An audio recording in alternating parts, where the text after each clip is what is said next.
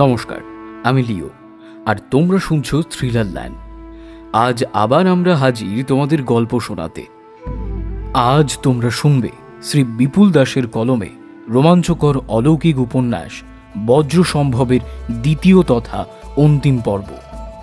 যারা যারা আমাদের চ্যানেলটি এখনও সাবস্ক্রাইব না করেই গল্প শুনছো বা প্রথমবার এসেছো গল্প শুনতে, প্লিজ চ্যানেলটা সাবস্ক্রাইব করে দিও এবং বেল আইকনটি অল করে দিও, যাতে সমস্ত গল্পের আপডেটস তোমরা তাড়াতাড়ি পেয়ে যাও। তাহলে আর দেরি না করে চলো শুরু করা যাক আজকের গল্প, বিপুল দাসের কলমে বজ্র সম্ভব উপন্যাসের দ্বিতীয় তথা অন্তিম পর্ব।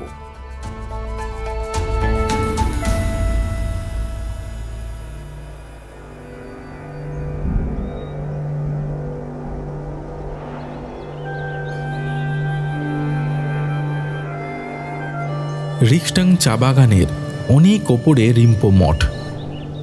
10 বছর আগেও টিলার ওপর থেকে সকাল সন্ধ্যা ঘণ্টার ধ্বনি শোনা যেত।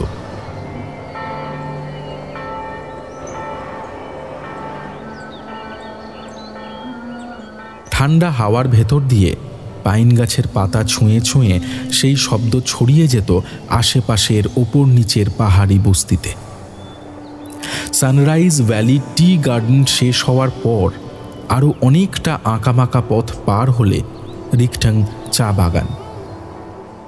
একজন দুজন গেরুয়া পোশাকের মুন্ডিত মস্তক শ্রমণ কখনো নিচে নেমে আসতেন, কিছু জিনিস সংগ্রহ করে আবার ওপরে উঠে যেতেন। তারপর একদিন সেই ঘণ্টা আর বাজল না। সবাই বুঝল ওই দুর্গম জঙ্গলের ভিতরে বহু প্রাচীন গুম্ফার শেষ ভিক্ষুও হয়তো মারা গেছেন, তাই আর ঘণ্টা বাজে না। এমনিতেও ওখানে লোকজনের যাতায়াত কম ছিল। কেন যেন মঠের সন্ন্যাসীরা ওখানে লোকজনের সমাগম পছন্দ করতেন না। দুর্গম জঙ্গল পার হয়ে ওখানে পৌঁছানোটাও বেশ কষ্টের। তারপর আস্তে আস্তে কেমন করে যেন রটে গেল ওখানে গেলে তার ভয়ঙ্কর অমঙ্গল হয়ে যাবে।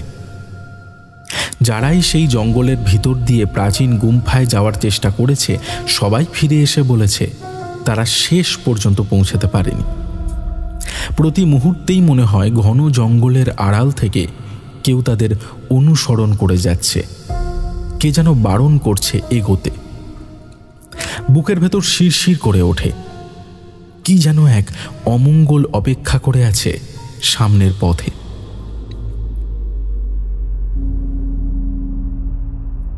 বুধি ছিল সানরাইজ ভ্যালি চা বাগানে।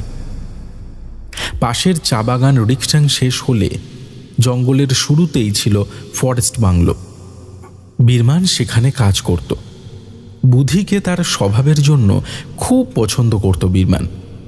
বুধির চরিত্রে, কথাবার্তায়, চেহারায় এমন নিষ্পাপ চিহ্ন ছিল, মাঝে মাঝে বীরমানের মনে হতো ভগবানই বুঝি আবার জাতক হয়ে ফিরে এসেছেন এই পাহাড়ে। এক রাতে বুধি এই পাহাড়ি পথে ছুটতে ছুটতে এসেছিল বীরমানের কাছে। ভয়ঙ্কর একটা স্বপ্ন দেখে খুব ভয়ে পেয়ে ছুটে এসেছিল বন্ধুর কাছে। কালো আলখাল্লা পরা বিরাট চেহারার একটা লোক তাকে বলছে বুদ্ধকে অস্বীকার করতে, তাহলে নাকি বুধি যা চায় সব পাবে। স্বপ্ন, কিন্তু স্বপ্নটা এত পরিষ্কার, ভয়ে ঘুম ভেঙে যাওয়ার পরও বুধির মনে হলো তার মাথার কাছে লোকটা দাঁড়িয়ে আছে। সে ভয়ে চিৎকার করে উঠলে সেই ছায়ামূর্তি অন্ধকারে মিশে জানলা দিয়ে হাওয়ায় ভেসে গেল। তথাগতর স্মরণে নিজেকে আরো সঁপে দাও, বুধিকে বলেছিল বীরমান। তারপর একটা মন্ত্র বলেছিল, যেটা বুঝতে পারেনি বুধি। বীরমান বুঝিয়ে দিয়েছিল। এই মন্ত্র বলছে একটা সূত্রের কথা, মহান এক শক্তির কথা। সবকিছুর সঙ্গেই জড়িয়ে আছে এই সূত্র। যে কোনো পরিস্থিতি থেকে শুভ্র চিন্তায় মনকে নিয়ে যায়, সমস্ত বিষয়কে মঙ্গলের দিকে নিয়ে যায়। জীবনের সব অভিজ্ঞতা থেকে মন্দকে দূরে সরিয়ে নতুন জীবনের কথা বলে। তুমি এমনিতেই সরল, সৎ এবং নিষ্পাপ, আরও ধর্মপথে থাকার চেষ্টা করো। কোনো শয়তান তোমাকে নির্দিষ্ট পথ থেকে সরাতে পারবে না। অমিতাভর কাছে আশ্রয় নাও। শুভ শক্তিকে সব সময় আগুনের শিখার মতো বুকের ভিতরে জ্বালিয়ে রাখো। সেই আলোকে, সেই দীপ্তিকে শয়তান ভয় পায়। তবে মারেরও অনেক শলাকলা থাকে। কখন যে কোন রূপে এসে তোমার ভিতরে লোভের বীজ ছড়িয়ে দেবে টেরও পাওয়া যায় না। স্বয়ং তথাগতর তপস্যা বন্ধ করার জন্য মার কি কম চেষ্টা করেছিল? প্রথমে একজন মিথ্যে খবর নিয়ে এসেছিল। দেবদত্ত শাক্য বংশের সিংহাসন অধিকার করেছে। তারপর তথাগতর ধ্যান ভাঙার জন্য তার উপরে প্রবল বৃষ্টিপাত, বড় বড় পাথর, ছাই সব ফেলতে লাগলো। তাতেও তপস্যায় বিঘ্ন ঘটাতে না পেরে তার 3 মেয়ে তৃষ্ণা, রতি আর রাগকে পাঠালো। তবুও তিনি তপস্যায় অটল রইলেন। মার চায়নি তথাগত সাধনায় সিদ্ধি লাভ করুক। পৃথিবীর মানুষের মঙ্গলের জন্য তাঁর অহিংসার বাণী প্রসার করুক, জ্ঞানের আলো ছড়িয়ে পড়ুক। শেষ পর্যন্ত তিনি সিদ্ধি লাভ করেছিলেন। আপাতভাবে অশুভের জয় হলেও শেষে কিন্তু সত্যেরই জয় হয়। তোমাকেও ভয় দেখিয়ে শয়তান নিজের কবজায় আনতে চেয়েছিল তুমি তার শরণাগত হও। বুধিরাম এত কিছু জানত না। বীরমান তার বুকে সাহস এনে দিয়েছিল। মনে মনে প্রতিজ্ঞা করেছিল চিরকাল ধর্মপথে থাকবে। কিন্তু মেম সাহেবের ঘড়ি নিয়ে ঘটনাটা তাকে ভয়ে পাইয়ে দিল। সত্যি কথা কেউ বিশ্বাস করবে না।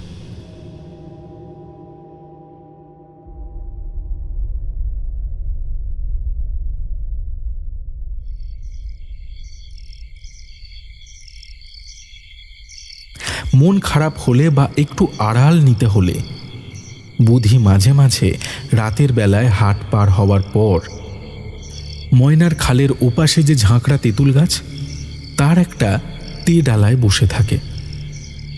ওখানেই বিভিন্ন ফাঁক ফোকরে জিনিস রেখে দিত। হাত সুরসুর করলে যেসব জিনিস টুকটাক সরিয়ে ফেলত, সেগুলো এনে ফেলে রাখত ওই গাছের গর্তগুলোয়। তার কোনো কাজে লাগবে না জেনেও নিহাত অভ্যেস বশে সরিয়ে ফেলত, যেন প্র্যাকটিস বজায় রাখছে। কত চামচ, কত সাবান, আলতার শিশি, মোমবাতির প্যাকেট, ছাতা পড়ে যাওয়া গুটখার প্যাকেট সব ফেলে রাখছে ওই কোটরে।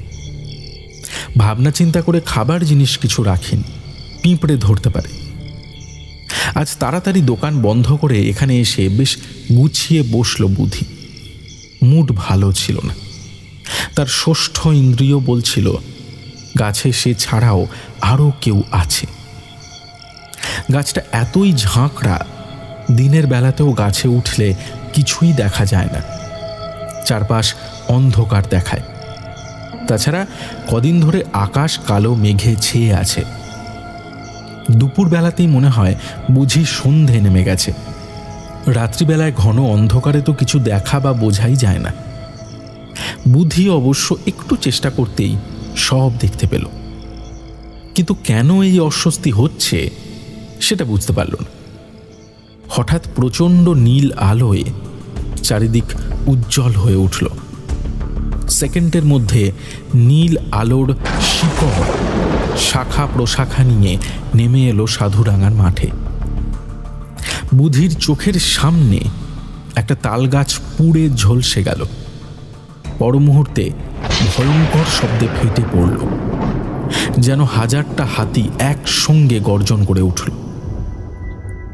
কানে হাত চাপা দিল বুধি। বুধি, বুধি। কান থেকে হাত সরাতেই বুধিরাম শুনতে পেল কে যেন তাকে ফিস ফিস করে ডাকছে। সে ছাড়া এখানে আর কে আছে বোধি নামে ডাকার জন্য? পুলিশ নয়, তারা কেউ তাকে বোধি নামে ডাকবে না। আশ্চর্য হয়ে গেল বুধি। কেন সে কিছু দেখতে পাচ্ছে না? বোধি। আবার কেউ ডাকলো, এবার আরো স্পষ্ট। এবার বুধির মনে হলো আওয়াজটা ঠিক তার মাথার উপর দিয়ে আসছে। ভালো করে মাথার ওপরে কিছুক্ষণ তাকিয়ে থাকার পর বুধি দেখল একটা জায়গায় অন্ধকার একটু বেশি জমাট। ওখান থেকেই শব্দটা আসছে। বাতাসে ছাইয়ের গন্ধ। সেটা ওই পোড়া তাল গাছ থেকেও আসতে পারে। কে কে তুমি? কোথায় লুকিয়ে আছো? সামনে এসো। আমি নির্বাণ, তোমার চেয়ে কয়েক মিনিটের বড়। সেই হিসেবে আমি তোমার দাদা। মাথা গুলিয়ে গেল বুধির। তার দাদা? সে তো কোনোদিন তার দাদার কথা শোনেনি।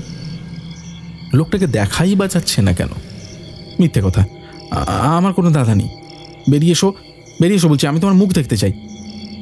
তোমার দাদা ছিল, তবে আমার মুখ দেখতে চেও না, ভয় পাবে। আমার ভয় নেই, তুমি সামনে এসো। পাবে। পোড়া ছাই দিয়ে তৈরি আমার শরীর। তোমার ছোটবেলার কথা মনে নেই? আমি বলছি শোনো। এক বুদ্ধ পূর্ণিমার রাতে আমাদের দুই ভাইকে নিয়ে আমাদের মা রিম্পো মঠের দিকে যাচ্ছিল। তখন সেই পথ পরিষ্কার ছিল। মুন্ডিত মস্তক কাঁসায় বস্ত্র পরা শ্রমণেরা মাঝে মাঝে নিচে নেমে আসতেন। সাদা জ্যোৎস্নায় ভেসে যাচ্ছিল পবিত্র পাহাড়ের চূড়া। আমি মায়ের হাতটা ছাড়িয়ে একটু এগিয়ে গিয়েছিলাম। হঠাৎ কোথা থেকে ঘন কালো মেঘ এসে আকাশ একেবারে অন্ধকার করে দিল। ঠিক আজকের মতোই একটা রাত ছিল সেদিন। আচমকা প্রচণ্ড শব্দে বাজ পড়েছিল আমার মাথায়। তুমি আর মা বেঁচে রইলে। তুমি 3 দিন সম্পূর্ণ অচৈতন্য হয়েছিলে। গুম্ফা থেকে সন্ন্যাসীরা আমাদের খুঁজে পেয়েছিল। মায়ের জ্ঞান ফিরে এসেছিল, কিন্তু তীব্র আলোর ঝলকানিতে একেবারে অন্ধ হয়ে গিয়েছিল। আর আমি আমি বেঁচে রইলাম কি করে? সেটা সন্ন্যাসীরাও অবাক হয়ে ভেবেছিলেন। তারা তোমাকে তুলে নিয়ে তথাগতর পায়ের কাছে শুইয়ে 3 দিন ধরে প্রার্থনা করে গেছেন, অবিরত মন্ত্র পাঠ করে গেছেন। তথাগতর আশীর্বাদে তুমি চৈতন্য ফিরে পেয়েছিলে। তাঁরাই তোমার নাম বোধি রেখেছেন। পরে মা বলেছিল এসব মার নামের এক শয়তানের কারসাজি। সে চায়নি আমরা গুম্ফায় গিয়ে প্রার্থনা করি, ঘিয়ের প্রদীপ জ্বালিয়ে আসি তথাগতর সামনে, আর আর ধর্মচক্র ঘোরাই। বিশেষ করে সে তোমাকেই মারতে চেয়েছিল। বোধহয় সে বুঝতে পেরেছিল যে তুমি ভবিষ্যতে ওর মস্ত বাধা হয়ে দাঁড়াবে। আচ্ছা, তুমি সত্যি বলছো কি করে বুঝবো? বানিয়ে গল্প বলছো তুমি? আর কেউ কোনোদিন আমাকে এইসব কথা বলেনি। আমি সামান্য মানুষ, কি করে শয়তানের পথের কাঁটা হয়ে দাঁড়াবো? কিছুক্ষণ কোনো শব্দ শুনতে পেল না বুধি। লোকটা কি মিথ্যে বলে ধরা পড়ার ভয়ে চুপ করে গেল? মৃত মানুষ তার সঙ্গে কথা বলছে, সেটাই বা কি করে সম্ভব? বানিয়ে বানিয়ে গল্প বলে তার বিশ্বাস অর্জন করবে, তারপর কায়দা করে তার হাতে দড়ি বেঁধে থানায় নিয়ে যাবে। নির্ঘাত পুলিশের লোক, সাদা পোশাকে আছে। না বোধি, তুমি সাধারণ মানুষ নও। বোধি, তোমার মনে পাপ কেন এলো? কেন এত লোভী হয়ে উঠলে তুমি? ধর্মপথের কথা একেবারে ভুলে গেলে? তুমি যে বিশেষ ক্ষমতা পেয়েছো শয়তানের বিরুদ্ধে লড়াই করবার, সেই অপদেবতাকে ধ্বংস করবে বলেই তোমার জন্ম হয়েছে। আর তুমি তুমি সেই শয়তানের কাছে নিজের আত্মা বিক্রি করে দিলে। তোমাকেই তো সবচেয়ে ভয় পায় শয়তান। তোমার মতো মানুষদের জন্যই পৃথিবী জুড়ে সে তার ক্ষমতা বিস্তার করতে এখনো পারছে না। ভয় দেখিয়ে, লোভ দেখিয়ে কিনে নিতে চায় সে তোমাদের সমস্ত শুভ শক্তি। সেটা শক্তি যে তার ক্ষমতার চেয়েও অনেক অনেক বেশি। কিছুক্ষণ চুপ করে রইল বুধিরাম। এবার তার মনে হচ্ছে লোকটা বোধহয় সত্যি কথাই বলছে। নইলে পুলিশ কি করে জানবে তার মনের চিন্তা ভাবনা, আত্মার পরিবর্তনের কথা, শয়তানের কাছে তার আত্মসমর্পণের কথা? আমার যে অন্য কোনো উপায় ছিল না। আমাকে কবজা করতে না পারলে পুড়িয়ে মারত। আমি ভয় পেয়েছিলাম। জানি তখন ছিল না, কিন্তু কিন্তু এখন তো রয়েছে। তোমাকে দিয়ে একটা বড় অন্যায় কাজ করাবে বলে সে তোমাকে বেছে নিয়েছে। ভাই শোনো, তোমাকে আর আমাকে দেখতে একদম একরকম। চলো, আমার মাথায় একটা বুদ্ধি এসেছে। তুমি লোভী থাকো, ঠিক আছে? আমাদের কথা কিন্তু সে শুনতে পায় না। সে শুধু লোভের কম্পন টের পায়। আরও কিছু অন্যায় কাজ করবে, বড় চুরি করবে, মানুষকে ঠকাবে, তোমার অনেক সম্পদ হবে, সবসময় এমনটা ভাববে। আর শয়তান সেই কম্পনটাই টের পাবে, বুঝতে পারবে না যে আসলে আমরা কি করব। একবার আমার সঙ্গে বলো, বুদ্ধং শরণং গচ্ছামি, বুদ্ধং শরণং গচ্ছামি, বুদ্ধং শরণং গচ্ছামি। বুধি টের পেল তার শরীরে রক্ত স্রোতের সঙ্গে কি যেন একটা বয়ে যাচ্ছে, শান্ত পাহাড়ি ঝোড়ার জলের মতো শীতল। বোধি, চিন্তা করো না, আমি তোমার সঙ্গে রয়েছি। আমাকে তুমি দেখতে পাবে না, কিন্তু আমার কথা ঠিক শুনতে পাবে। যেভাবে বলবো সেইভাবে চলবে। তুমি আসলে জানো না যে তুমি কতটা অন্যরকম। তোমার সমস্ত শক্তিকে ঘুম পাড়িয়ে রেখেছিল ওই শয়তান জাদুকর, তোমাকে বশ করে রেখেছিল। দাদা, তোমাকে একবার দেখতে ইচ্ছে করছে। তোমার চেহারা, তোমার কথা আমার মনেই নেই। দেখবে? ঠিক আছে, কিন্তু সেই ছোট্ট নির্বাণ নয়। আমি তোমার বয়সের হয়েই আসছি, তাহলে মিলটা বুঝতে পারবে ঠিক। বুধি দেখল তার মাথার ওপরের জমাট অন্ধকারের পিণ্ড আস্তে আস্তে হালকা হয়ে যাচ্ছে।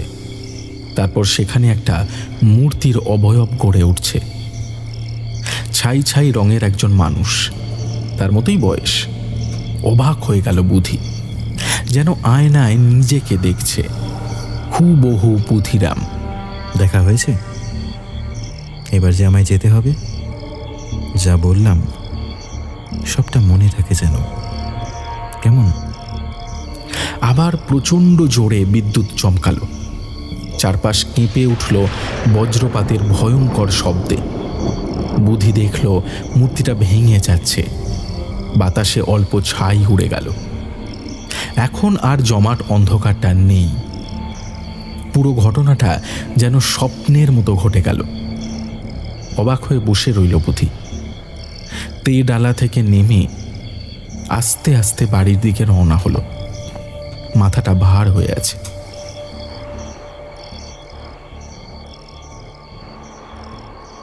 সেদিন রাত্রেই মাথার ভিতর সেই শব্দ শুনতে পেল সে। বুক কেঁপে উঠল তার।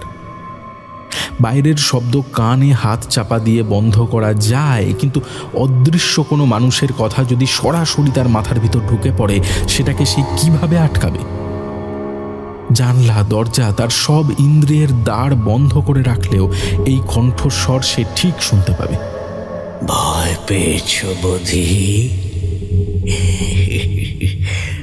ভয়ের কিছু নেই। এবার তোমার আসল কাজের সময় এসেছে। তোমার কোনো ক্ষতি হবে না। রিম্পো মঠে গিয়ে শুধু একটা জিনিস চুরি করে আমার হাতে দেবে। কোথায় আছে সেই সব খুঁজে বের করা তোমার কাজ।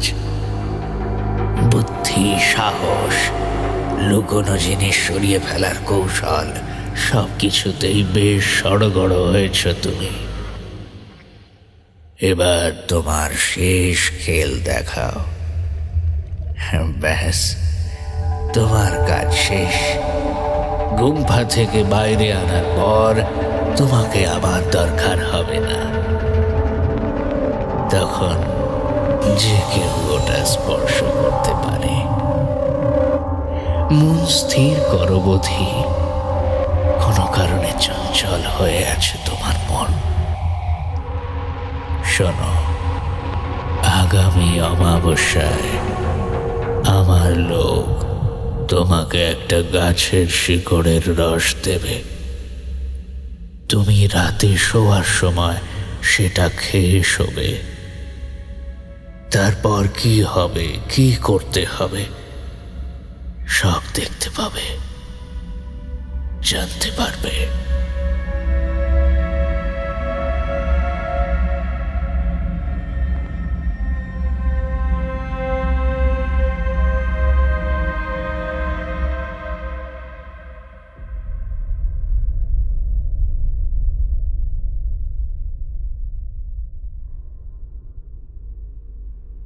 নন্দু সাহা আর কমল আচারিয়াকে কাজের বরাত দিয়েছিল গ্যাংটকের শ্যাম জাজোতিয়া।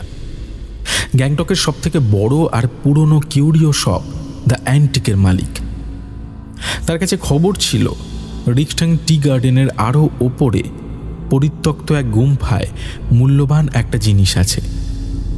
বলে দিয়েছিল চুংথাম থেকে লাচেনের দিকে কিছুটা ওঠার পর বাঁ দিকে বেশ কিছুটা নেমে যেতে হবে। তারপর রিকটাং চা বাগানের আশেপাশে তল্লাশি চালাতে হবে। ওরাও সেভাবেই ছক কষে কাজে নেমে পড়েছিল। পুরনো জিনিসের খোঁজ তাকে রাখতে হয়, এজন্য তার খোঁজদার আছে।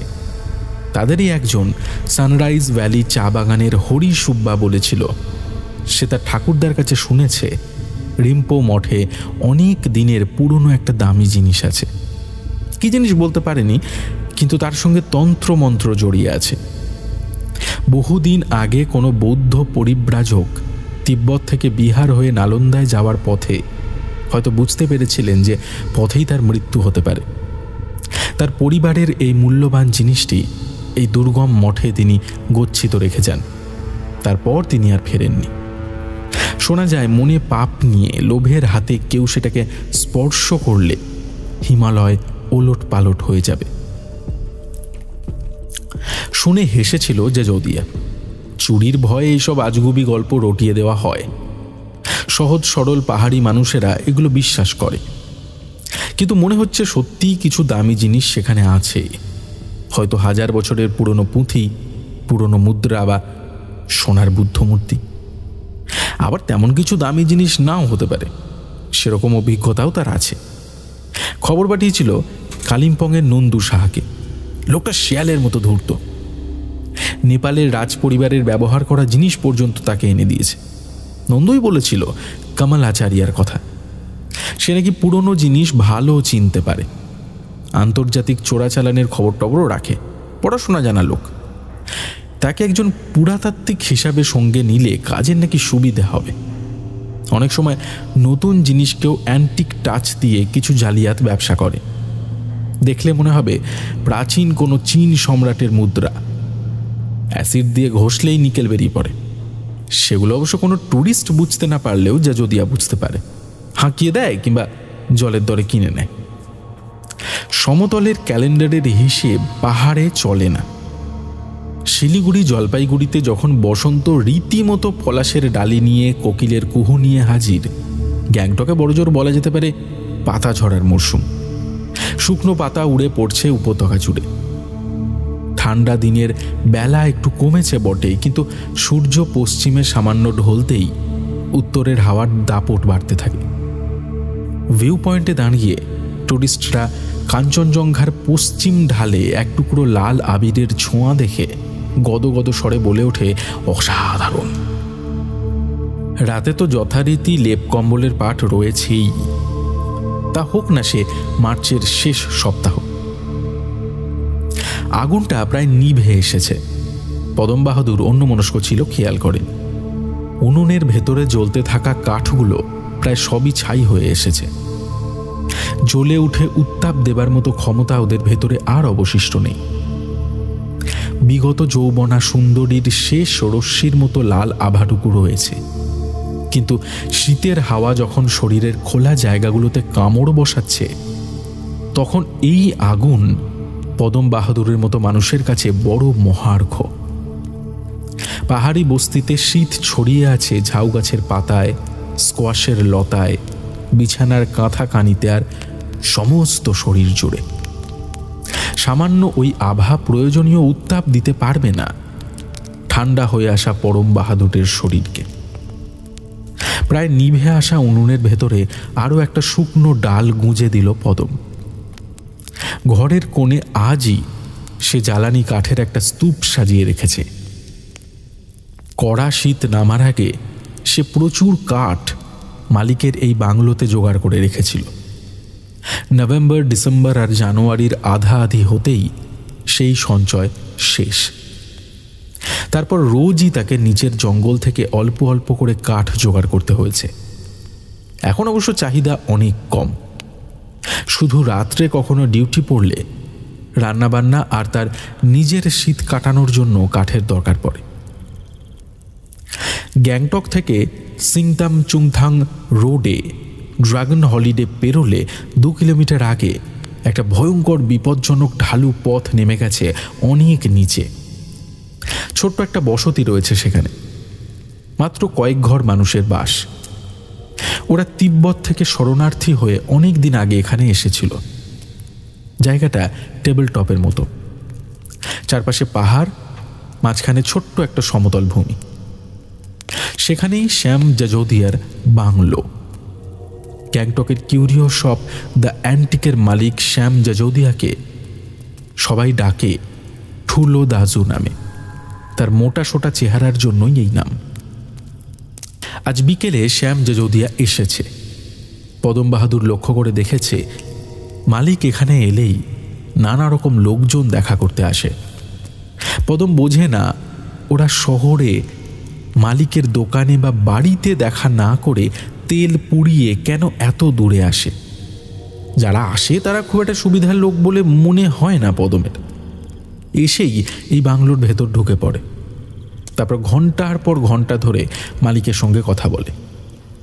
কখনো তাদের সঙ্গে বড় বড় বাক্স থাকে, সেগুলো কেউ রেখে যায়, কেউ বা আবার ফিরিয়ে নিয়ে যায়। গত মাসে শ্যামের কিউরিও শপে একজন লোক এসেছিল। চেহারা পোশাক দেখলে মনে হয় টিবেটিয়ান। গ্যাংটকের কিউরিও শপ দ্য অ্যান্টিক বেশ নাম করা। তাসলিং সেক্রেটারিয়েটের বাঁ দিকে মল রোডে পড়ে এই দোকানটা। দোকানে ঢুকে টুরিস্টরা অনেক সময় কাটিয়ে দেয়। বহু পুরনো জিনিস সাজানো থাকে দোকানে। বুদ্ধের বিভিন্ন ভঙ্গির মূর্তি রয়েছে প্রচুর। প্রচলিত বুদ্ধ মূর্তি ছাড়াও অবলোকিতেশ্বর, প্রজ্ঞাপারমিতা এইসবের মূর্তিও রয়েছে। কাঠ খোদাইয়ের জিনিস রয়েছে। কাঠের পাটার ওপর খোদাই করা বুদ্ধের বাণী রয়েছে। সেরকম একটা পাটার সামনে লোকটা অনেকক্ষণ দাঁড়িয়েছিল। আপন মনে কিছুটা বলছিল লোকটা। দোকানে আরও কাস্টমার ছিল। কাউন্টারে শ্যাম জাজোদিয়া নিজেই বসেছিল। মাঝে মধ্যে কাস্টমারের সঙ্গে দু একটা কথা বলছিল। একজন বাঙালি স্টাফ কাস্টমার সামলাচ্ছিল। বহুদিনের পুরনো স্টাফ, জোসেফ সরকার। ভালো ইংরেজি বলে, গলায় ক্রস দেখে বোঝা যায় খ্রিশ্চান। নেপালি প্রায় মাতৃভাষার মতোই সাবলীল তার কাছে। একটা চেয়ার খালি হতেই শ্যাম তাকে ডেকে চেয়ারে বসতে বলল। তাকিয়ে দেখার মতোই সুদর্শন চেহারা। বয়স অল্প হলেও আজকালকার আধুনিক পোশাক নয়, ওদের ট্রেডিশনাল পোশাকেই রয়েছে। হাই বুট, ফেল্টেড হ্যাট, হাই কলার্ড শার্ট, কালো রোব, নিয়ম অনুযায়ী ডান হাতের তলা দিয়ে কাপড়ের বেল্ট দিয়ে বাঁধা। বড় কাস্টমার হতে পারে। চেহারায় বনেদি পরিবারের একটা ছাপ রয়েছে। তাড়াহুড়ো করছে না, সময় নিয়ে কথা বলতে চায়। ভন্নুস দাজু। শ্যাম নেপালি ভাষায় বেশ সড়গড়। গ্যাংটকে তার কম দিন হলো না। এখানকার স্কুলেই তার পড়াশোনা। অনেক পুরনো দোকান তাদের। তাছাড়া তিব্বতী ভাষা সে ভালো জানেও না। হাসল লোকটা। আলতু ফালতু কিছু কথার পর আসল কথায় এলো। অপেক্ষা করছিল শ্যাম। সে বুঝতে পারছিল লোকটা এখনো আসল কথায় আসেনি। অন্য রকমের একটা গন্ধ পাচ্ছিল সে, কিন্তু এই সব আলাপ সে কখনো দোকানে করে না। এই কিউরিও শপ ছাড়াও তার অনেক ব্যবসা আছে। খুব সাবধানে সেই সব চালাতে হয়। লোকটাকে টোকা দিয়ে কিছু দরকারি কথা জানতে পেরেছিল শ্যাম। লোভে তার চোখ চকচক করে উঠেছিল। লোকটাকে বলেছিল তার বাংলোতে আসার কথা, ঠিকানা দিয়েছিল। বলেছিল এখানে নয়, এইসব কথা বাংলোতে বসে ধীরে সুস্থে আলোচনা করা যাবে। 3-7 বাদে আসবে বলে লোকটা চলে গিয়েছিল। তারপর শ্যাম লোকটার কথা প্রায় ভুলেই গিয়েছিল। এরকম রেয়ার জিনিসের খবর নিয়ে অনেকেই আসে। সেগুলোর বেশিরভাগই নকল বেরোয়। সদ্য তৈরি একটা তামা বা কাঠের মূর্তির এমন ফিনিশিং দেবে মনে হবে বহু বছর পুরনো, মাটি খুঁড়ে পাওয়া গেছে। কিছু জিনিস এতই নিখুঁত হয় যে শ্যামও ঠকে গেছে। চীনের অনেক পুরনো এক রাজবংশের মুদ্রা নিয়ে এসেছিল একজন টিবেটান। শ্যামও বুঝতে পারেনি সেটা নকল। পরে কলকাতা থেকে আসা একজন ট্যুরিস্টের সঙ্গে আলাপের পর যখন শ্যাম জানতে পারল তিনি পুরাতত্ত্ব বিভাগের অধ্যাপক, তাকে মুদ্রাগুলো দেখালে তিনি অনেকক্ষণ নেড়েচেড়ে দেখেছিলেন। মিউরিয়েটিক অ্যাসিডে তুলো ভিজিয়ে প্রাচীন মুদ্রার ওপর কয়েকবার ঘষতেই ওপরের কালচে সবুজ ছোপ ছবি লেখা সব উঠে গিয়ে আসল নিকেল বেরিয়ে পড়ল। লোকটার সঙ্গে যোগাযোগ করার কোনো উপায়ও ছিল না, না ঠিকানা না কোনো কন্ট্যাক্ট নাম্বার। কিন্তু দু একটা কথা বলেই শ্যাম বুঝেছিল যে বড় বিজনেস হওয়ার একটা সম্ভাবনা আছে। দোকানে বেশিক্ষণ অপেক্ষাও করেনি লোকটা, শ্যামের বাংলোর ঠিকানা নিয়েই চলে গিয়েছিল। শ্যাম জানত লোকটার গরজ বেশি, সুতরাং তার ব্যস্ত হওয়ার কোনো কারণ নেই। কত লোকে কত পুরনো কয়েন, দলিল, রাজপরিবারের কাটলারি, বুদ্ধমূর্তি, রেয়ার মডেলের টেলিফোন, গ্রামোফোন নিয়ে আসে, বিক্রি করার জন্য তার পেছনে লেগে থাকে। শেষ পর্যন্ত শ্যামের দামেই ছেড়ে দেয়। প্রথমে শ্যাম খুব একটা আগ্রহ দেখায় না, তাছাড়া শ্যাম জানে যে এগুলোর বেশিরভাগই অসৎ পথে এদের হাতে এসেছে। কোনোভাবে তাড়াতাড়ি হাত খালি করার জন্য ব্যস্ত হয়ে পড়ে। সেক্ষেত্রে তারও একটা রিস্ক থেকে যায়। যদিও আজ পর্যন্ত তার ব্যবসা মসৃণভাবেই এগিয়েছে, তার জন্য যেখানে যা ধুলো পড়ার দেবার দিয়েছে, যথাযোগ্য জায়গায় ঠাকুরদের ভোগ চড়িয়েছে। ঠিক 7 দিন বাদেই লোকটা আবার এসেছিল। আজ তার পোশাক একেবারে আলাদা।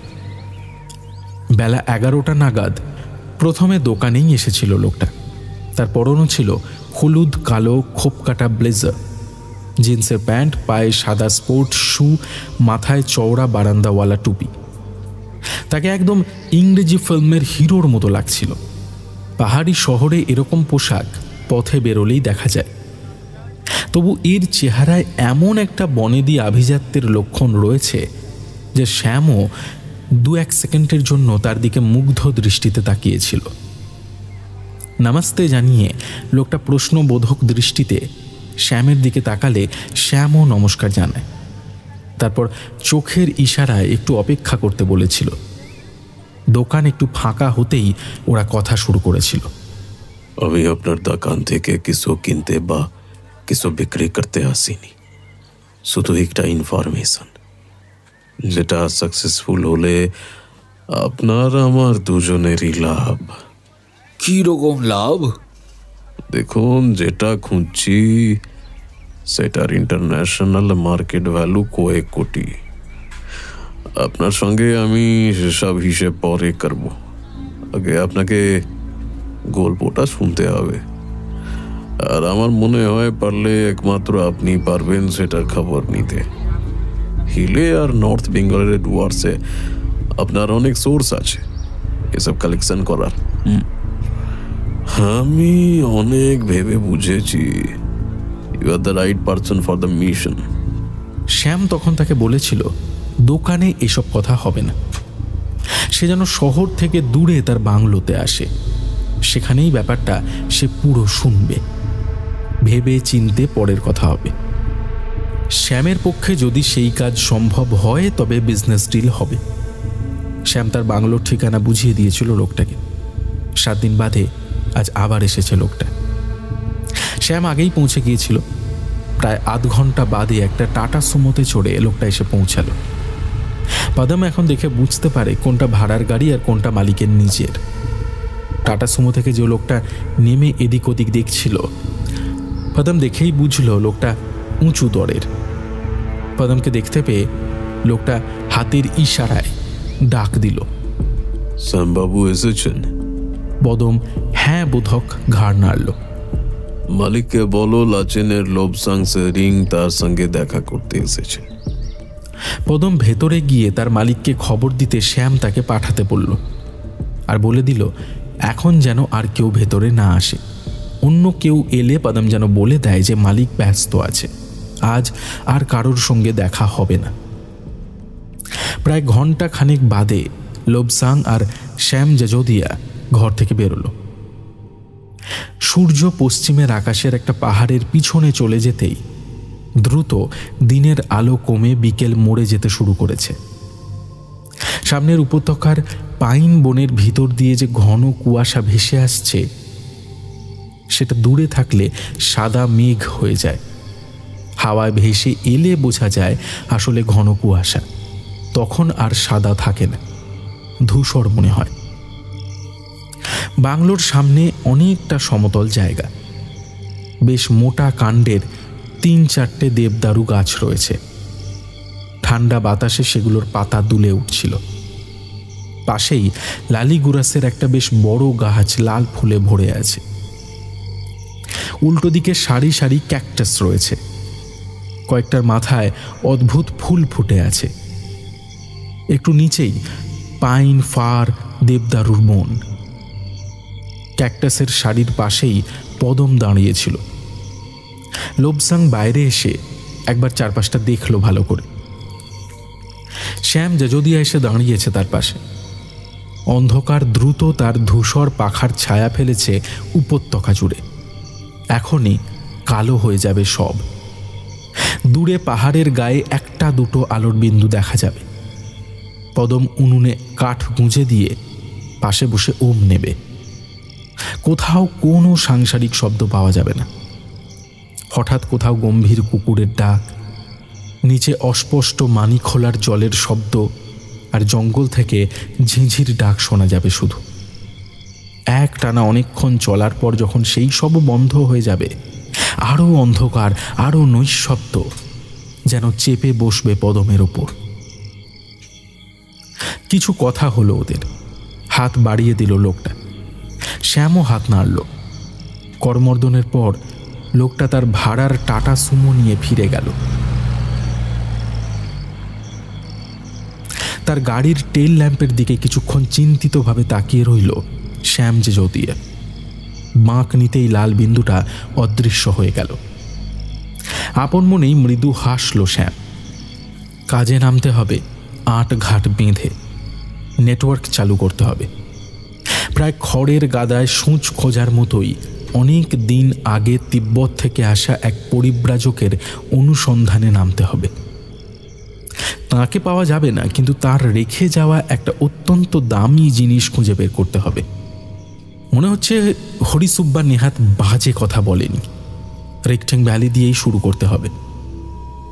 একটা বাংলা বচন শ্যাম শুনেছিল, যেখানে দেখিবে ছাই উড়াইয়া দেখো তাই। তাকেও প্রায় তাই করতে হবে। আর বলা যায় না, অমূল্য রতন যদি পাওয়া যায়। জয় গণেশ। দুটো হাত জড়ো করে কপালে ঠেকালো শ্যাম জাজোদিয়া।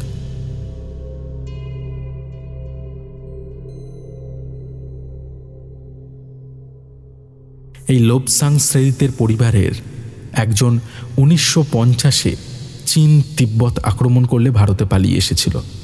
সঙ্গে নিয়ে এসেছিল পরিবারের এক সম্পদ, যার মূল্য টাকায় হয় না। ইচ্ছে ছিল নালন্দায় সেটা গচ্ছিত রাখবে, কিন্তু যত দূর খবর পাওয়া যায়, অসুস্থ হয়ে পড়ায় সিকিমের কোনো এক দুর্গম মঠে সেটা সন্ন্যাসীদের কাছে গচ্ছিত রাখেন। তারপর তার আর কোনো সংবাদ পাওয়া যায়নি। তাঁদের বংশের সম্পত্তি একমাত্র উত্তরাধিকারী হিসাবে সেই জিনিসের ওপর শুধু তাঁরই দাবি রয়েছে। কিন্তু লোবসাংয়ের পক্ষে সম্ভব নয় সেই জিনিস খুঁজে বের করা। পারলে শ্যাম জাজোদিয়া পারতে পারে। মিস্টার আচারিয়া, কিছু বুঝতে পারলেন? যা শুনেছি কাজটা একটু বিপজ্জনক হয়ে যেতে পারে। আমাদের ওই পাহাড়ের মাথায় সেই পুরনো গুম্ফায় যেতে হবে। সরকারিভাবে রেস্ট্রিক্টেড এরিয়া ঘোষণা করেছে। পথ কিচ্ছু নেই। আবার লোকাল লোকজনের কথা শুনে মনে হচ্ছে ভয়েরও কোনো একটা ব্যাপার আছে, বুঝলেন? অথচ আপনি তো জোর দিয়ে বলছেন যে আমরা ঠিক জায়গাতেই এসেছি। আচ্ছা, আপনি এত শিওর হচ্ছেন কি করে বলুন তো? আমি জাজোডিয়ার কথা মতো সেই হরিসুব্বাকে খুঁজে বার করে তার সঙ্গে দেখা করেছি। বলেছি যে আমরা সরকার থেকে পুরনো জিনিস সংরক্ষণের কাজ করি। ওই মঠে প্রাচীন কিছু খুঁজে পেলে সরকার থেকে তাকেও পুরস্কার দেওয়া হবে। সরকার সেটা মিউজিয়ামে রেখে দেবে। লোকটা ভাঙবে তবু মচকাবে না। ব্যাটা জাজোডিয়াকে গোপন খবর দিতে পারে, অথচ আমাদের কাছে সব চেপে আছে। শেষে সরকারি পুরস্কারের কথা বলায় একটু দোনামোনা করে তারপর খোলসা করেছে। ও নাকি ওর ঠাকুরদার কাছে শুনেছে ওই গুম্ফায় বৌদ্ধ ধর্মের একটা ভীষণ গুরুত্বপূর্ণ মূল্যবান জিনিস লুকোনো আছে। কেউ একজন লামা নাকি অনেক দিন আগে এই পথ দিয়ে নালন্দা যাওয়ার সময় সেটা এখানে রেখে গেছে। জিনিসটা কি সেটাও জানে না। অনধিকারী কেউ স্পর্শ করলেই পাহাড়ে ভূমিকম্প হয়ে সব ধসে পড়বে। ও সব ধর্মেই এরকম কিছু মিথ থাকে, কিন্তু জিনিসটা আসলে কি কিছু আইডিয়া করতে পারলেন? ওদিকে জাজদিয়া তো আমাদেরকে প্রায় ব্ল্যাঙ্ক চেক দিয়ে রেখেছে, নিশ্চয়ই খুব দামি কিছুই হবে। আসলে কি খুঁজে বার করতে হবে সেটা সম্পর্কে আইডিয়া না থাকলে না কাজের ধর্তাই খুঁজে পাওয়া খুব মুশকিল। আমাদের সেখানে যেতেই হবে। আমার মন বলছে সত্যি দামি কিছু লুকোনো আছে। পথ দেখিয়ে নিয়ে যাওয়ার জন্য হরিকে অনেকগুলো টাকার টোপ দিয়ে রাজি করিয়েছি, কিন্তু সে আমাদের জঙ্গলটুকু পার করে দিয়ে তারপর ফিরে যাবে। কিছুতেই তারপরে গুম্ফার দিকে যাবে না। বাহ, আপনি তো অনেকটা কাজ এগিয়েই রেখেছেন। আচ্ছা, আপনার কি মনে হয় যে জাজদিয়া জানে ওখানে কি লুকোনো আছে? নইলে ওর এত আগ্রহ কেন বলুন তো? তাছাড়া এসব কাজ সে অনেক দিন ধরেই করছে।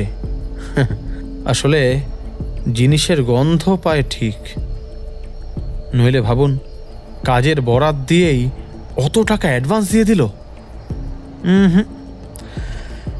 রহস্য কিছু একটা আছে। সেদিন তো আপনি ওয়াচ টাওয়ার থেকে ওদিকটা ভালো করে দেখলেন, কিছু কি বোঝা গেল? ওরা বলে পবিত্র চূড়া, কিন্তু সেখানে যাওয়ার পথ বলে এখন আর কিছুই নেই। লোকাল লোকের সাহায্য ছাড়া ওই জঙ্গলে ঢুকলে আমরা পথ হারিয়ে ফেলব।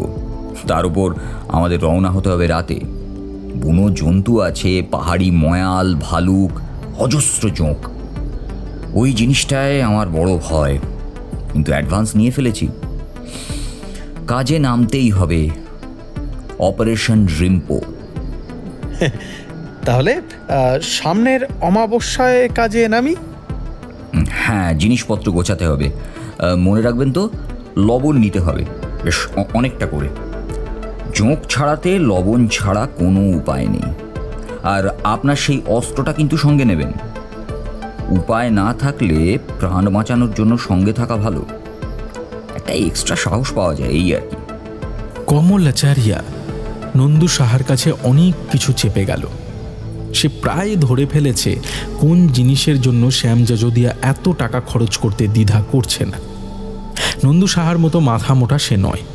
বৌদ্ধ ধর্মের ইতিহাস নিয়ে এই কদিনে সে বেশ মনোযোগ দিয়ে পড়াশোনা করেছে। সন্দেহটা ক্রমশই জমাট আকার নিচ্ছে।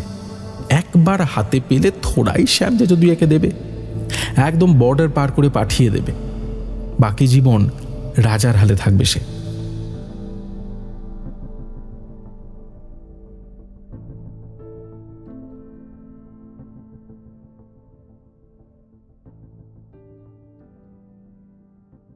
মন দিয়ে দোকানদারি করতে পারছিল না বুধিরা। আজ অমাবস্যা, আজ তাকে বড় কাজ করতে হবে। এতদিন যার জন্য সে চুরিতে হাত পাকিয়েছে, আজ তার পরীক্ষা। সন্ধে হতেই দোকান বন্ধ করে দিল বুধি। আজ সেই শয়তান তার লোক পাঠাবে বুধির কাছে। আজ একবার তেঁতুল গাছের ডালে বসলে ভালো হতো, হয়তো তার দাদা নির্বাণের সঙ্গে দেখা হয়ে যেতে পারত। কি সব আশ্চর্য কাণ্ড যে ঘটে যাচ্ছে তার জীবনে।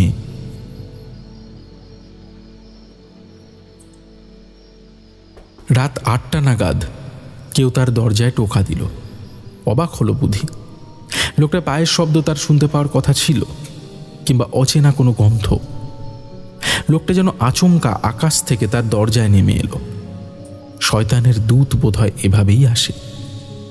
বুধি নিঃশব্দে উঠে দরজা খুলে দিল। তখন একটা অদ্ভুত গন্ধ পেল বুধি। গায়ে চাদর জড়ানো, ছাতা মাথায় একটা লোক দাঁড়িয়ে আছে। অতি সাধারণ চেহারা, এমন কোনো বৈশিষ্ট্য নেই যেটা একবার দেখলে মনে থাকবে। এরকম চেহারার মানুষ হাটে বাজারে অহরহ ঘুরে বেড়াচ্ছে। তার হাতে একটা ছোট্ট শিশি। সে সেটা তার দিকে বাড়িয়ে দিয়ে বলল, এটা এখনই খেয়ে নাও, তারপর আমরা রওনা হব। তোমাকে নিয়ে আমাকে তাড়াতাড়ি পৌঁছতে হবে।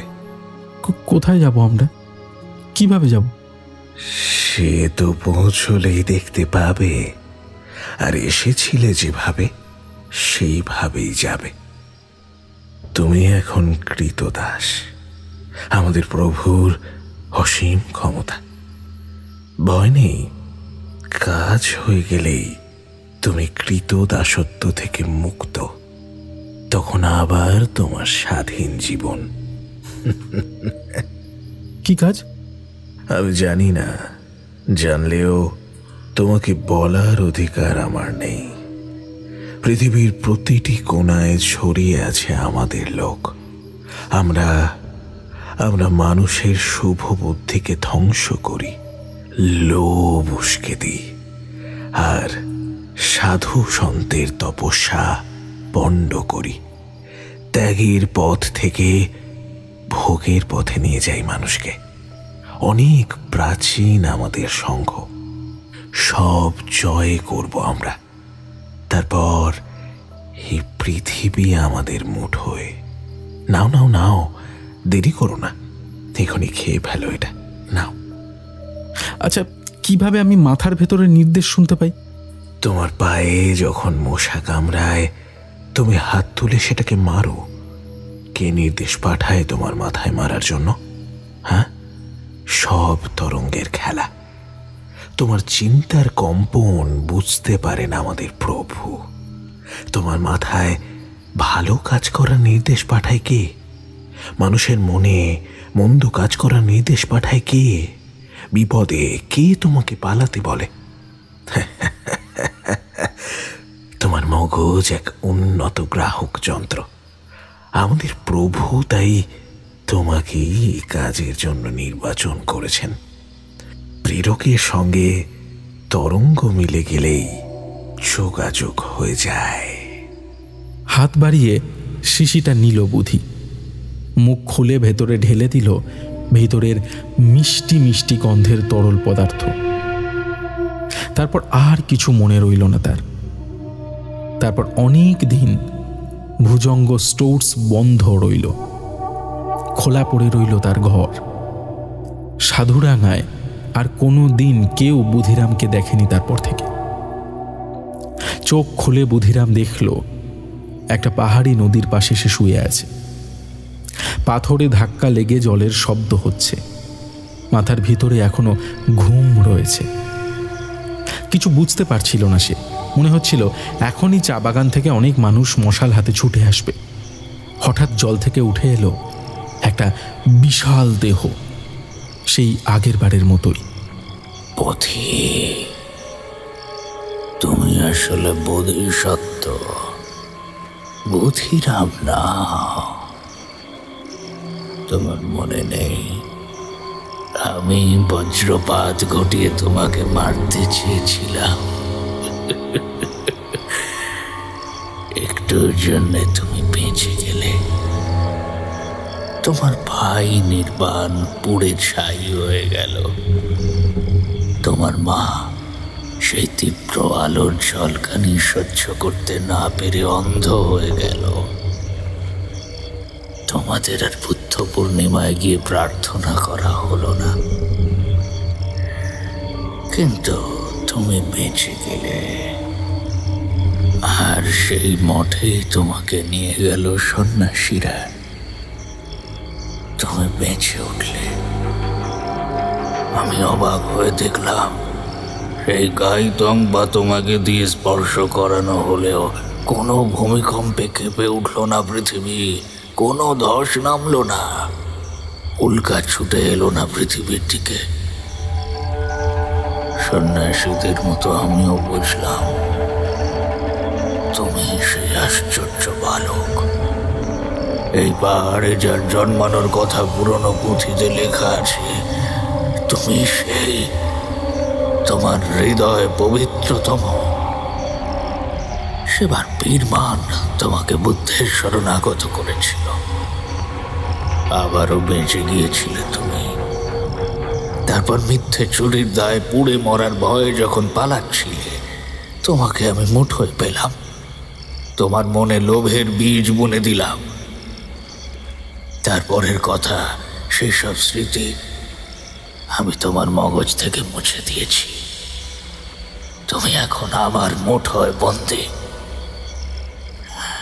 ওঠো, ওঠো বুধি, আমাকে গাইতংপা এনে দাও রিম্পো মঠ থেকে।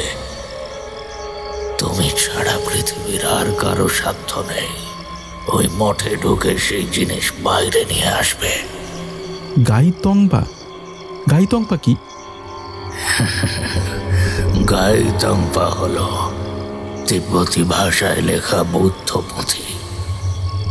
প্রজ্ঞা পারমিতার সূত্র লেখা রয়েছে ওই পুঁথিতে। রিম্পো মঠে রয়েছে সেই পুঁথি, পুরো কাঠের তৈরি পুঁথি, 1000 বছরের পুরনো।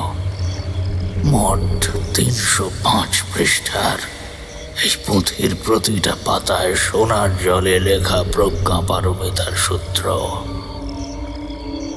মলাটে বুদ্ধের মূর্তি খোদাই করা সূক্ষ্ম কাজ। কাঠের পাটার উপর লেখা, ওই মূর্তি আমার চাই। পৃথিবী থেকে সব গাইতংপা প্রজ্ঞা পারমিতার সূত্র আমি ধ্বংস করে দেব। তোমাকে আমি যে জন্য দীর্ঘদিন ধরে প্রস্তুত করছি। যাও বুধি, এবার আমার মনোবাসনা পূর্ণ করো। কি লেখা আছে সেই পুঁথিতে?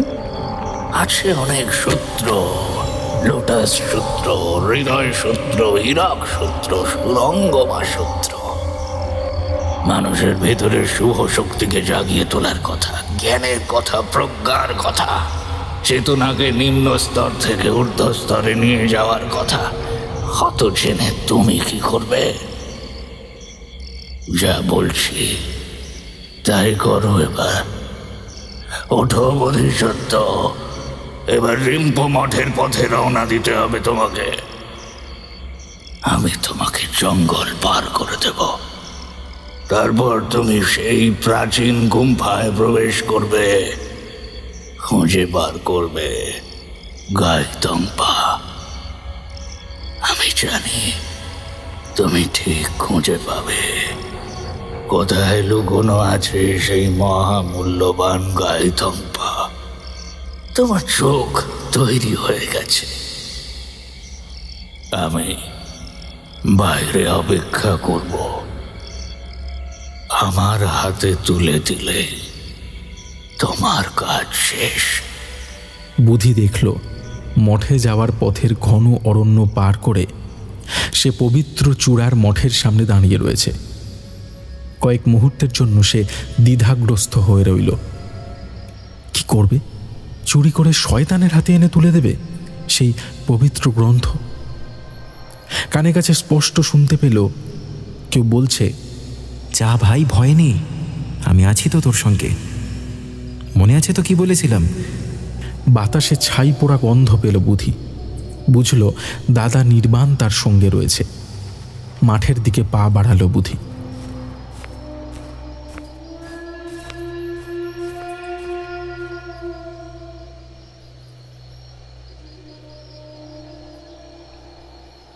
বিকেলে ফরেস্টের ভিতরে ওয়াচ টাওয়ারে উঠেছিল বীরমান। তার ডিউটি এটা। কোথাও কোনো চোরা শিকারি ঢুকে পড়ছে কিনা সেটা লক্ষ্য রাখতে হয়। লেপার্ডের চামড়ার খুব চাহিদা আছে সমতলে, আর কিছু মানুষ আছে যারা পাহাড়ি বিষাক্ত সাপ ধরে তার থেকে বিষ সংগ্রহ করে। বিদেশে প্রচুর চাহিদা। তখনই সে দেখল সেই লোক দুটো, কামাল আচারিয়া আর তার বন্ধু, জঙ্গলের পথে রওনা হয়েছে।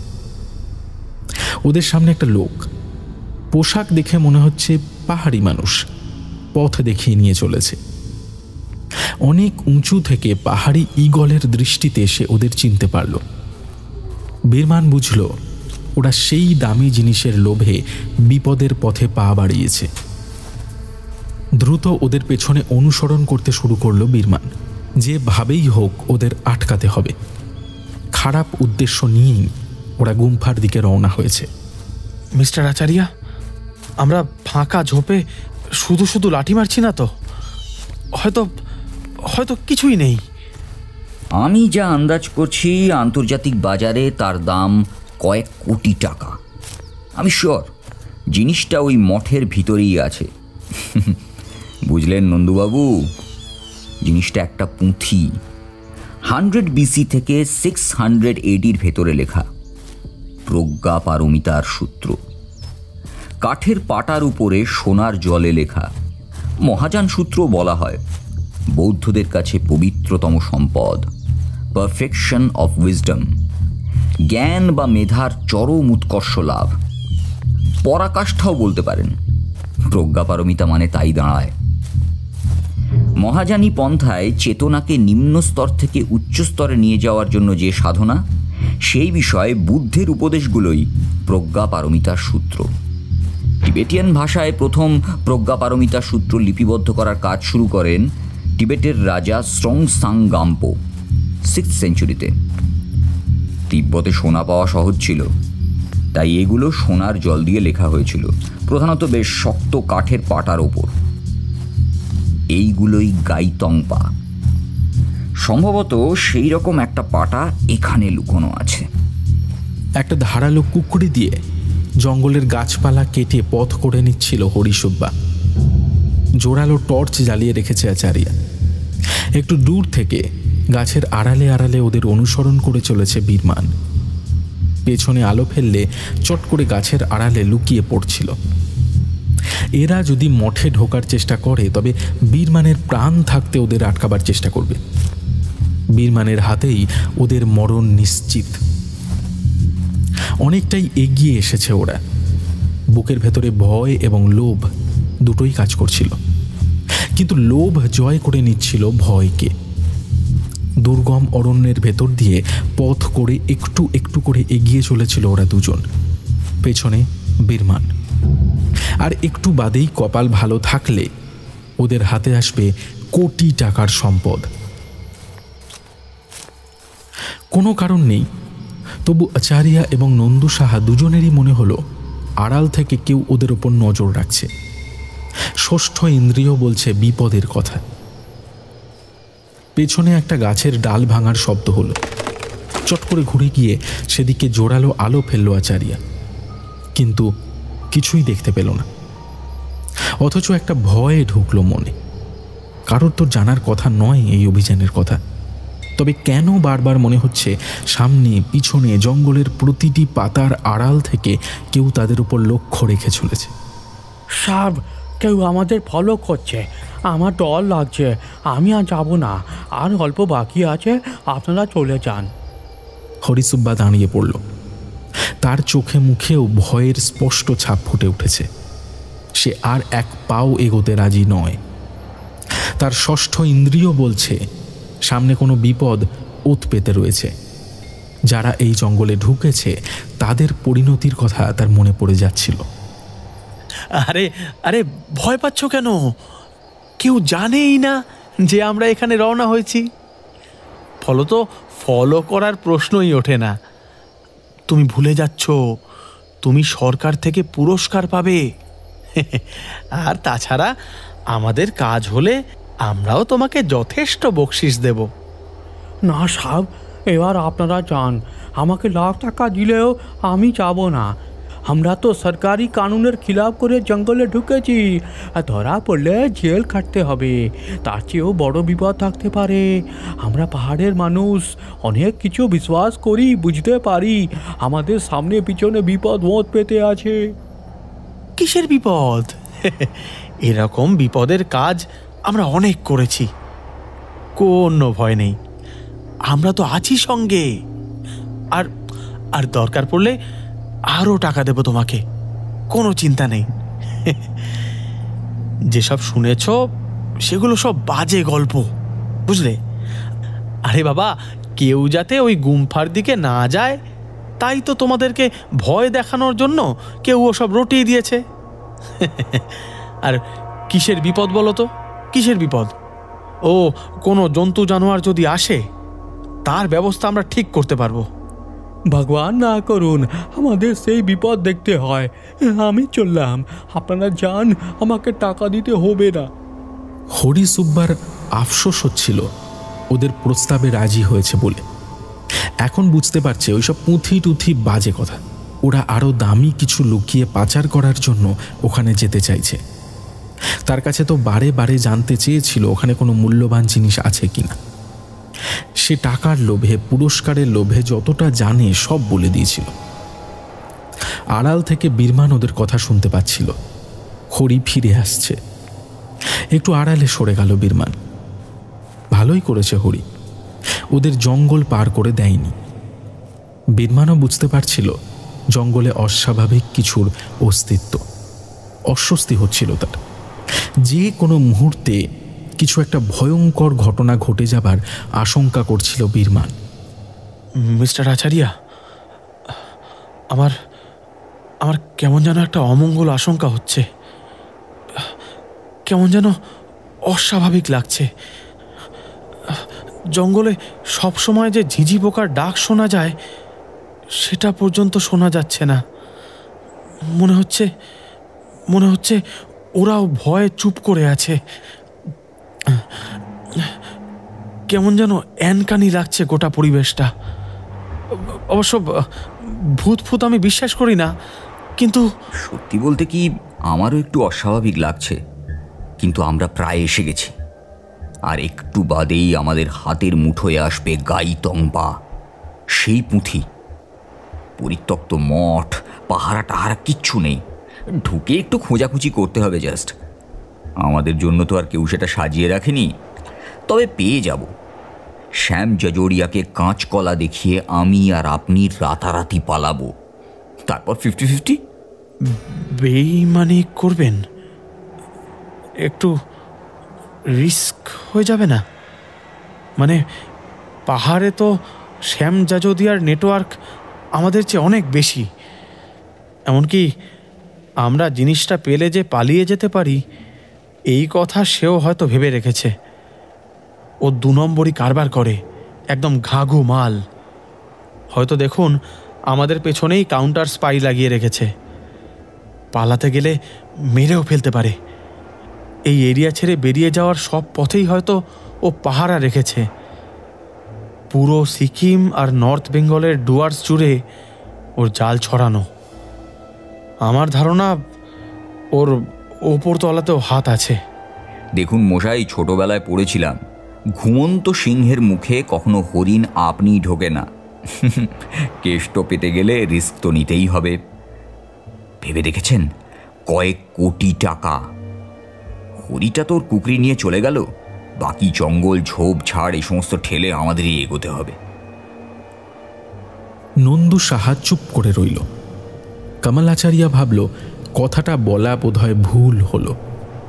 লোকটা যদি তার প্ল্যান বানচাল করতে চায় কিংবা চোরের ওপর বাটপাড়ি করতে চায় তবে ওকে দুনিয়া থেকে বিদায় নিতে হবে। ছোট একটা অস্ত্র তার কাছেও লুকানো আছে। হঠাৎ কমলাচারিয়ার চোখে ধাঁধা লেগে গেল। মনে হলো তাদের সামনে বিশাল চেহারার কোনো মূর্তি দাঁড়িয়ে আছে। অনেকটা অন্ধকার, যেন জমাট বেঁধে বিরাট আকৃতি গ্রহণ করেছে। নন্দু সাহা পেছন থেকে তার জামার কলার খামচে ধরেছে। টর্চের ফোকাস সামনে ফেলল আচারিয়া। বিশাল আকৃতি নয়, তবে একটা লেপার্ড গুঁড়ি মেরে বসে আছে, যেন এখনই ঝাঁপ দেবে বলে ওত পেতে অপেক্ষা করছে। নন্দুবাবু, শিগগির আপনার সেই অস্ত্রটা তাড়াতাড়ি ফায়ার করুন। ওটা এখনই আমাদের ওপর ঝাঁপিয়ে পড়বে। নন্দু সাহা তার পিস্তল বের করার আগেই লেপার্ড অদৃশ্য হয়ে গেল। এখন সেখানে ভয়ঙ্কর এক ড্রাগন দাঁড়িয়ে আছে। নাক দিয়ে ঝলকে ঝলকে নিঃশ্বাসের সঙ্গে আগুন বেরিয়ে আসছে তার। ভয়ঙ্কর আগুনের তাপ টের পেল ওরা। মুহূর্তেই সেটা হয়ে গেল বিশাল এক মূর্তি। তার নীল রঙের মুখ, তীক্ষ্ণ সদন্ত দুটো বেরিয়ে আছে। মাথায় মুকুট, কিন্তু সেখানে সাজানো আছে সারি সারি নরমুণ্ড। বড় বড় চোখ দিয়ে যেন আগুনের স্রোত বেরিয়ে আসছে। দানবের সেই মূর্তি এক পা এগিয়ে এলো। নন্দু সাহার মনে পড়ল কালিম্পং বাজারে এরকম ছবি দেয়া টি শার্ট সে দেখেছে। আমার হাত কাঁপছে, আমি মারতে পারবো না। কামালাচারিয়ার মাথার ভেতরটা কেমন যেন গুলিয়ে উঠল। মনে হলো তার মগজের ভেতরের সব কিছু শুষে নিচ্ছে ওই দানব। সব স্মৃতি, সব বুদ্ধি, জীবনের সব অভিজ্ঞতা। মৃত্যুর অধীশ্বর, বাসনার, অমঙ্গলের রাজা মার তার মস্তিষ্ককে খালি করে দিচ্ছে। বমি পাচ্ছে তার। মাথা শূন্য হয়ে যেতেই মাটিতে লুটিয়ে পড়ল কামালাচারিয়া। তখনই নন্দু টের পেল তার পিছনে একটা শব্দ হলো। ঘুরে দেখার আগেই মাথার পেছনে কে যেন প্রচণ্ড জোরে কোনো শক্ত লাঠি দিয়ে আঘাত করল। সেও মাটিতে লুটিয়ে পড়ল। বীরমান দেখল লোকটার মাথা থেকে রক্তের ধারা বেরিয়ে আসছে। ভিজে যাচ্ছে ঢালু পাহাড়ি পথ, রক্ত গড়িয়ে যাচ্ছে নিচের দিকে। তাকে পা দিয়ে একটা ধাক্কা দিতেই পথের পাশের জঙ্গলে গড়িয়ে পড়ল নন্দু সাহা। সেখানে দাঁড়িয়ে একটু অপেক্ষা করল বীরমান। তার কাজ হয়ে গেছে। একটু বাদেই বীরমান দেখল একটা প্রকাণ্ড পাহাড়ি ময়াল নিঃশব্দে এগিয়ে এসে পাকে পাকে জড়িয়ে নিচ্ছে ও নন্দু সাহাকে। অবশ্য ময়াল না হলেও রক্তের গন্ধে কোনো লেপার্ড এসে মুখে করে তুলে নিয়ে যেতই তাকে। মঠের দরজার সামনে দাঁড়িয়ে রয়েছে বুধিরাম। সবকিছু সে স্পষ্ট দেখতে পাচ্ছে।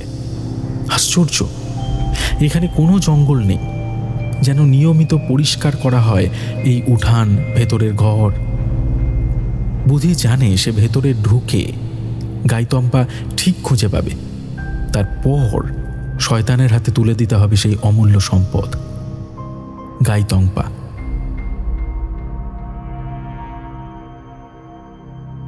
ভাইজা, গাইতংপাটা নিয়ে বাইরে আয়। ভয় নেই, শয়তান ওটা কিছুতেই পাবে না। আমি থাকবো তো তোর পাশে। ভেতরে ঢুকে চারপাশটা ভালো করে দেখতে শুরু করলো বুধি। তীক্ষ্ণ চোখে মেঝে আর প্রতিটা দেওয়াল দেখল। ডান দিকের দেওয়ালের একটা ইট আস্তে আস্তে ধাক্কা মেরে আলগা করে খসিয়ে ফেলল বুধিরাম। ইট খসিয়ে ফেলতেই একটা বড় গর্তের মুখ তৈরি হলো। ভিতরে হাত ঢুকিয়ে বুঝল শক্ত কিছু একটা রয়েছে। টেনে বের করে আনলো একটা কাঠের পাটা। সে বৌদ্ধদের পবিত্রতম জিনিস স্পর্শ করেছে। কই, কোথাও কিছু ঘটল না তো। পৃথিবী যেমন ছিল তেমনই রইল। উপরে তথাগতর প্রশান্ত মূর্তি, সূক্ষ্ম কারুকার্য করা। বাপরে, বেশ ভারী তো। কাঁধের ওপরে তুলতে গিয়ে বুঝল কেউ তাকে সাহায্য করছে। কে আবার? দাদা নিশ্চয়ই। জঙ্গলের দিকে তাকিয়ে দেখল কালো আলখাল্লা পড়া সেই বিশাল মূর্তি দাঁড়িয়ে আছে তারই অপেক্ষায়। ওর হাতে এটা এখন তুলে দিতে হবে। এসো বধি, আমি তোমারই অপেক্ষা করছি। আমি জানতাম তুমি ছাড়া ওই গাইতংপা আর কেউ উদ্ধার করতে পারবে না, বুঝতেই পারবে না কোথায় লুকোনো আছে। দাও বধি, ওটা আমাকে দাও। তুমি অন্য কিছু ভাবছো বধি, সাবধান। এটাকে ধ্বংস করব বলে আমি তোমাকে আমার মুঠোয় জব্দ করেছি। দাও বধি। না, আমাকে স্পর্শ করো না। এখানে এখানে রাখো। ভাই, রেখে দে। ওর কথাটা শোন। ওর মন্ত্রের বাঁধন থেকে আগে মুক্ত হয়ে যা, বুঝলি? বুধি আস্তে আস্তে শয়তানের পায়ের কাছে নামিয়ে রাখল প্রজ্ঞাপারমিতার সূত্র লেখা সেই পাটা। এই তো রাখো। ঠিক আছে, তুমি এখন মুক্ত। আমার কোনো শক্তি আর তোমার উপর কাজ করবে না। সব সব ভুলে যাবে তুমি। আবার চা বাগানে ফিরে যাবে, যেন মাঝখানে কিছুই ঘটেনি। নাও, এই পাত্র থেকে রসটুকু খেয়ে নাও। একটা পাত্র তার দিকে বাড়িয়ে দিল লোকটা। একটু ইতস্তত করে পাত্রের দিকে বুধি হাত বাড়াতেই যেন শূন্য থেকে অদৃশ্য কেউ আঘাত করল বুধির হাতে। ছিটকে গিয়ে সব তরল মাটিতে গড়িয়ে পড়ল।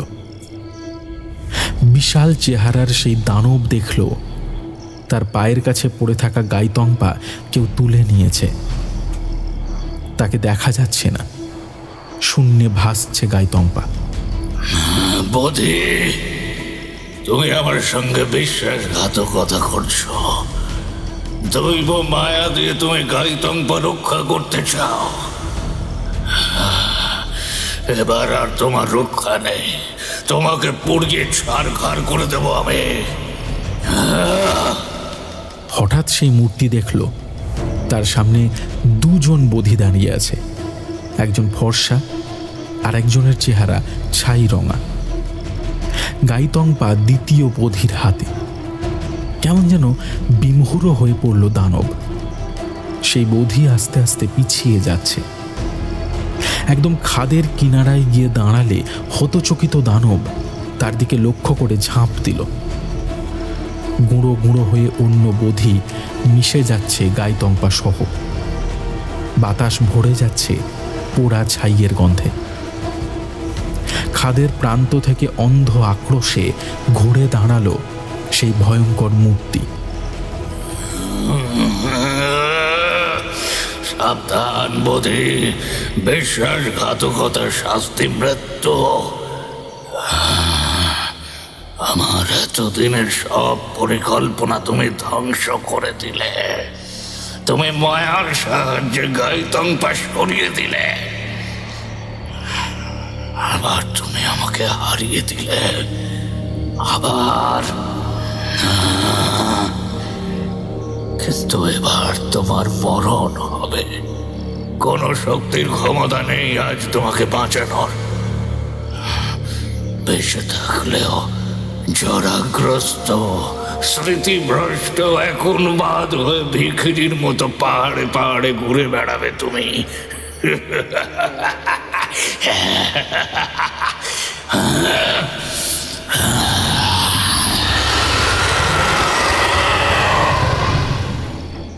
একটা ড্রাগন নাক দিয়ে আগুনের হলকা ছুঁড়ে দিল বোধির দিকে। কমলা হলুদ তীব্র আগুনের স্রোত ছুটে গেল বোধির দিকে। হাসল বোধি, প্রশান্তির হাসি। আগুনের দিকে হাত তুলল বোধি, যেন বড়া ভয় মুদ্রা তুলেছে শয়তানের দিকে। শয়তান নিজেই ভুলে গেছে তার কোনো শক্তি এখন আর বোধির ওপর কাজ করবে না। দানব, এখনো সময় আছে। ধর্মপথে এসো, অমিতাভের অনুগামী হও, তোমার অন্তরের জ্ঞানকে উপলব্ধি করো। চুপ চুপ করো মূর্খ, মূর্খ। আমার সামনে ওই নাম উচ্চারণও করবে না। আবার নিঃশ্বাসের সঙ্গে আগুনের স্রোত ছুটে এলো বোধির দিকে। শয়তান অবাক হয়ে দেখল ভয়ঙ্কর সেই আগুনের স্রোত থমকে দাঁড়ালো বোধির বরাভয় মুদ্রার সামনে। মরিয়া দানব আবার তীব্র আগুনের স্রোত ছুঁড়ে দিল। তার মুখ থেকে আগুনের লেলিহান শিখা ছুটে আসছে বোধির দিকে। বোধির বরাভয় মুদ্রার সামনে গিয়ে যেন শীতল জলের ধারায় নিভে যাচ্ছে আগুনের হলকা। এবার ক্রুদ্ধ মূর্তি বোধিকে ধরবে বলে হাত বাড়ালো। স্থির হয়ে দাঁড়িয়ে রইল বোধি। বোধিকে স্পর্শ করার সঙ্গে সঙ্গে তীব্র বেগুনি আভা নিয়ে আকাশ থেকে বিদ্যুতের শিকড় নেমে এলো ড্রাগনের দিকে। বিকট শব্দে বাজ পড়ল মঠের উঠানে। সমস্ত চরাচর তীব্র বেগুনি আলোয় আলোকিত হয়ে উঠল মুহূর্তের জন্য। ড্রাগনের শরীর থেকে নীল ধোঁয়া পাক খেতে খেতে উপরের দিকে উঠে যাচ্ছে। আমি আবার আসবো বোধি, আবার তোমার সঙ্গে আমার দেখা হবে। লোভের এই পৃথিবীতে আমার মৃত্যু নেই। আমি চিরকাল আছি, থাকবো, মানুষের মনে ভোগের কামনা বাসনাকে আমি জাগিয়ে রাখব। পৃথিবী জুড়ে ছড়িয়ে আছে আমার অনুচর, আমি আসব।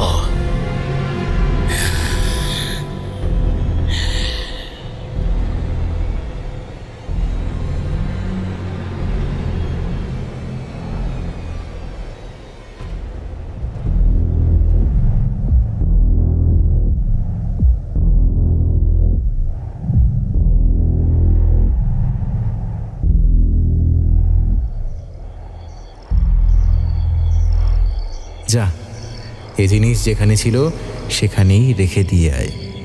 হয়তো অনেক অনেক দিন বাদে কেউ আবার খুঁজে পাবে প্রজ্ঞা পারমিতার সূত্র, জ্ঞানের মন্ত্র, আত্মশক্তিকে জাগিয়ে তোলার এবং চিনে নেওয়ার মন্ত্র। তথাগতর বাণী পৃথিবী থেকে কোনো দিনও মুছবে না।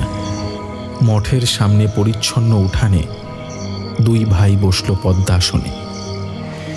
বল ভাই, আমার সঙ্গে বল। বুদ্ধং শরণং গচ্ছামি, ধর্মং শরণং গচ্ছামি, সংঘং শরণং গচ্ছামি। আকাশে ফুটে উঠছে অজস্র নক্ষত্র।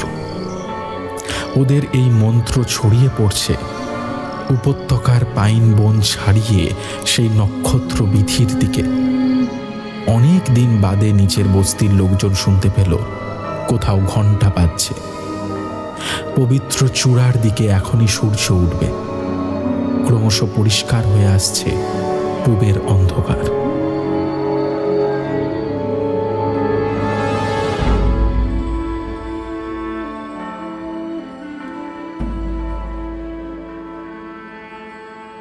শুনছিলে বজ্র সম্ভব উপন্যাসটির দ্বিতীয় তথা অন্তিম পর্ব। কাহিনী বিপুল দাস, গল্প পাঠ ও বুধিরামের চরিত্রে রণদীপ, নিতাই সাহা ও লোভসাংয়ের চরিত্রে কৌশিক, তারক সরকার ও হরি সুব্বার চরিত্রে পার্থ, বার ও শ্যাম জাজদিয়ার চরিত্রে তমাল, বীরমান লামার চরিত্রে ইন্দ্রনীল, নন্দু সাহার চরিত্রে অর্ণব, নির্বাণের চরিত্রে অনুভব, কমল আচারিয়ার চরিত্রে অভিযান ও অন্যান্য চরিত্রে কৌশিক, রণদীপ ও কুন্তল, শব্দগ্রহণ ও আবহ সৃষ্টি শুভজিৎ, নির্দেশনা ও নাট্যরূপ অনুভব, পোস্টার রৌনক এবং বিশেষ সহযোগিতায় ও গল্পের সূত্রধার আমি লিও। তাহলে কেমন লাগলো আমাদের আজকের গল্প জানাও কমেন্ট করে। যদি গল্পটা ভালো লেগে থাকে তাহলে অবশ্যই ভিডিওটা লাইক করে দিও এবং সবার সঙ্গে শেয়ার করে দিও। তাহলে আজকের মতো এই পর্যন্তই। আবার আমাদের দেখা হচ্ছে আগামী সপ্তাহে নতুন একটা গল্প নিয়ে। টিম থ্রিলারল্যান্ডের পক্ষ থেকে সবার জন্য রইল অফুরান ভালোবাসা। সবাই ভালো থেকো, ভয়ে থেকো।